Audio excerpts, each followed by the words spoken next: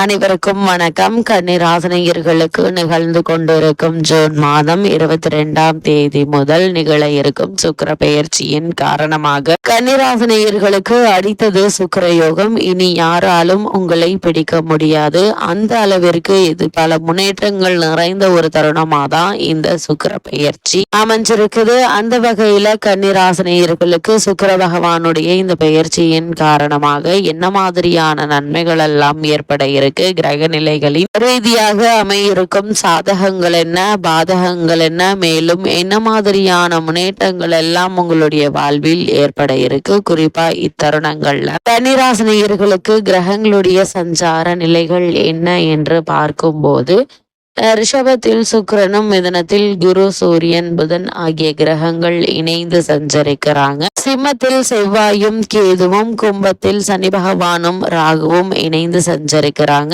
இந்த கிரகங்களுடைய சஞ்சார நிலைகளின் காரணமாக கன்னிராசினியர்களுடைய வாழ்வில் குடும்ப சூழ்நிலை ரீதியாக உத்தியோகம், தொழில், வியாபாரம், கலைத்துறை, அரசியல் துறை, மாணவ மாணவிகள், விவசாய துறையினர், பெண்மணிகள் என அனைவருக்குமே என்ன மாதிரியான நன்மைகள் எல்லாம் ஏற்பட இருக்கு என்பது குறித்தான முழுமையான பதிவு தான் இந்த வீடியோல நம்ம விரிவா பார்க்க போகிறோம். அதற்கு முன்னாடி சுக்கிர பகவானை பற்றி சற்று விரிவாக தெரிந்து கொள்வோம். அந்த வகையில் கிரக பெயர்ச்சிகள் என்பது மிக முக்கியம் வாய்ந்ததாக ஜோதிடத்தில் கருதப்படுதுங்க. அந்த வகையில் அதிலும் ஒரு மனிதனுக்கு இல்லற இன்பம், மன மகிழ்ச்சி, ஆடம்பர வாழ்க்கை, வசதி வாய்ப்புகளை தரக்கூடியவராக சுக்கிரன் விளங்குகிறார். அது மட்டுமில்லாமல் கிரக பெயர்ச்சிகள் முக்கியத்துவம் வாய்ந்ததாக ஜோதிடத்தில் கூறப்படுகிறது. அதிலும் ஒரு மனிதனுக்கு இல்லற இன்பம், மன மகிழ்ச்சி, ஆடம்பர வாழ்க்கை, வசதி வாய்ப்புகளை தரக்கூடியவராக சுக்கிரன் விளங்குகிறார் ஜோதிடத்தில்.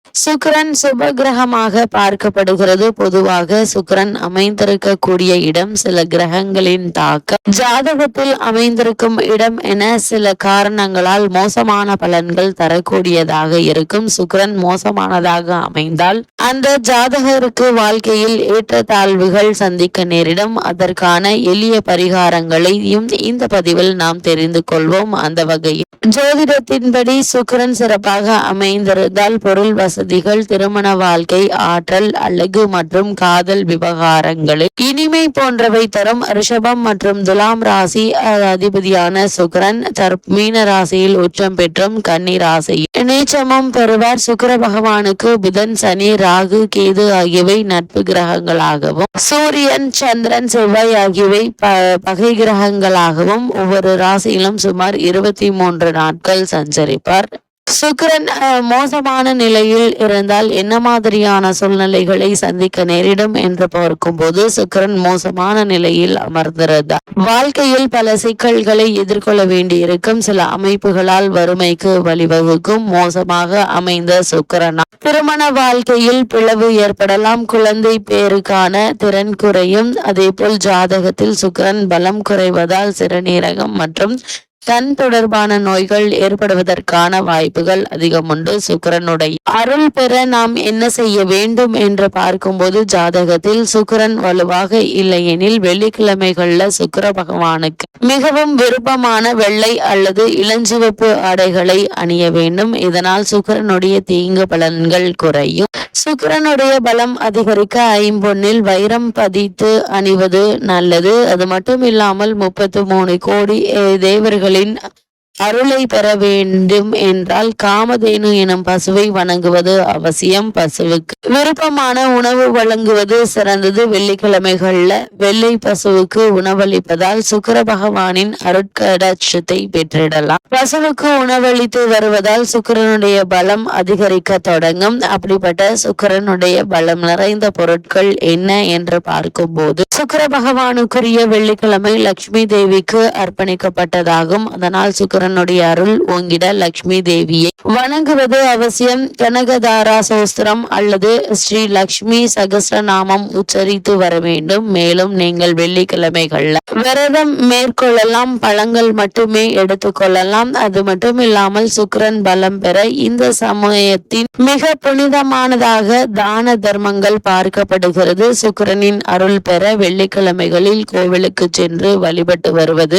நல்லது. அது மட்டும் இல்லாமல் உங்களால் உங்களால் முடிந்த அளவுக்கு தான தர்மங்களை செய்யலாம். அன்னதானம் நன்கொடைகள் வழங்குவதும் எண்ணற்ற நன்மைகளை ஏற்படுத்தும். அப்படிப்பட்ட இக்காலகட்டங்கள்ல கன்னிராசினியர்களுக்கு சுக்கிரனுடைய இந்த ரிஷபராசி சஞ்சாரத்தின் காரணமாக மேலும் என்ன மாதிரியான நன்மைகள் எல்லாம் உங்களுடைய வாழ்வில் ஏற்பட இருக்கு என்று பார்க்கும்போது கன்னிராசினியர்களை பொறுத்தவரை உங்களுடைய ராசிக்கு மறைவு ஸ்தானமான 6ல் சனி ராகு இருப்பது மிக சாதகமான ஒரு அமைப்பு என்று தாங்க சொல்ல வேண்டும். 10ல் குரு இருக்கிறார், அவர் உங்களுடைய தனராசியை பார்க்கிறார். எனவே குடும்பத்தில் அமைதியும் பொருளாதார முன்னேற்றமும் நிறைந்திருக்கக்கூடிய ஒரு தருணமாதான் இந்த சுக்கிர பயிற்சி அமைஞ்சிருக்குது. எனவே குடும்பத்தில் அமைதியும் பொருளாதார முன்னேற்றமும் இருக்குங்க. எடுத்த காரியங்கள்ல வெற்றி கிடைக்க இருக்கு. அது மட்டும் இல்லாம பதவி உயர்வால் இடமாற்றங்கள் ஏற்படலாங்க. இந்த இடமாற்றங்கள் நல்ல ஒரு முன்னேற்றத்தை ஏற்படுத்தி கொடுக்க இருக்கு. காரணமே இல்லாமல் உங்களுக்கு மறுக்கப்பட்டு வந்த பதவி உயர்வு,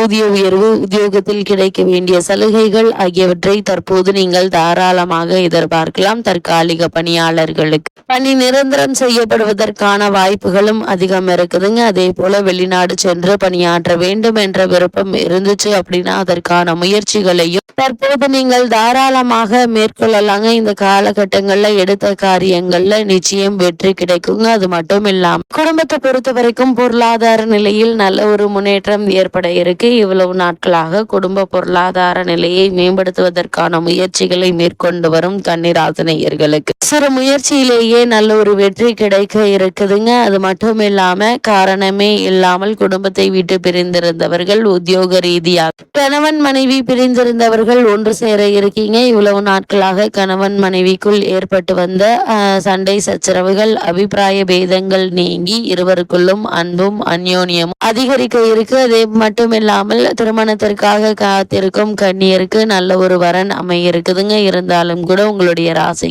விரயஸ்தானத்தில் செவ்வாய் மற்றும் கேது இணைந்திருப்பதால வரனை பற்றி தீர விசாரித்து ஆராய்ந்து அதற்கு பிறகு வரனை நிச்சயிப்பது மிக மிக நல்லதுங்க. அது மட்டும் இல்லாம இத்தருணங்கள்ல கன்னிராசினியர்களுக்கு புனித பயணங்கள் அதிகரிக்கும். மேலதிகாரிகளிடம் நல்ல ஒரு அங்கீகாரமும் வாழ்த்துகளும் கிடைக்க இருக்கு. அதனால் உற்சாகம் அதிகரிக்க இருக்குங்க. தொழில் வளர்ச்சி சிறப்பாக இருக்கும். துணிந்து சில காரியங்கள் செய்ய இருக்கீங்க. அஷ்டமத்தில் சுக்கிரன் இருந்தாலும் ஆடம்பர விஷயங்கள்ல குறைவு இருக்காது. விருந்து, கேளிக்கை, உற்சாகம் இருக்கவே செய்யும். 10ல் சூரியன் உங்களுடைய ஆற்றலை அதிகரிக்க செய்வார். எதிர்பாராத பல முன்னேற்றங்களை ஏற்படுத்தி கொடுக்க இருக்கார். உற்றார் உறவினர்களுடன் அளவோடு பழகுங்க. அவர்களிடம் தேவையில்லாத வீண் வாக்குவாதங்கள்ல ஈடுபட வேண்டாம். வேலை மாற்றம், இடமாற்றம் போன்றவை உங்களுக்கு நல்ல ஒரு முன்னேற்றத்தை ஏற்படுத்தி கொடுக்க இருக்கு. அது மட்டும் இல்லாம அது உங்களுக்கு சாதகமாகவே அமையுங்க. விரயஸ்தானத்தில் செவ்வாய் இருப்பதால் வீடுகளை பழுது பார்ப்பதால பல முக்கிய விஷயங்கள்ல பண செலவழியுங்க. அதே போல் மருத்துவ செலவுகளும் உண்டு என்பதை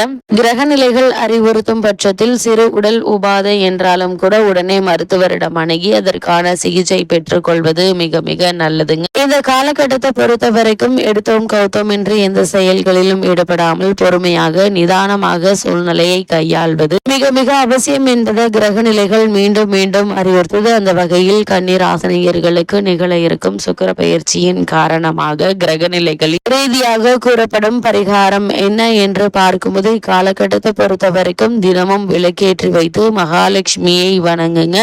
காலை சூரிய நமஸ்காரம் செய்யுங்க. எண்ணற்ற நன்மைகள் உங்களுடைய வாழ்வில் ஏற்படும். அது மட்டும் இல்லாமல் இவ்வளவு நாட்களாக தடைப்பட்டு வந்த காரியங்கள் நல்ல ஒரு முன்னேற்றத்தையும் ஏற்படுத்தும் என்பதை கிரகங்களுடைய சஞ்சார நிலைகள் தெளிவாகவும் உறுதியாகவும் எடுத்துக்காட்டுது.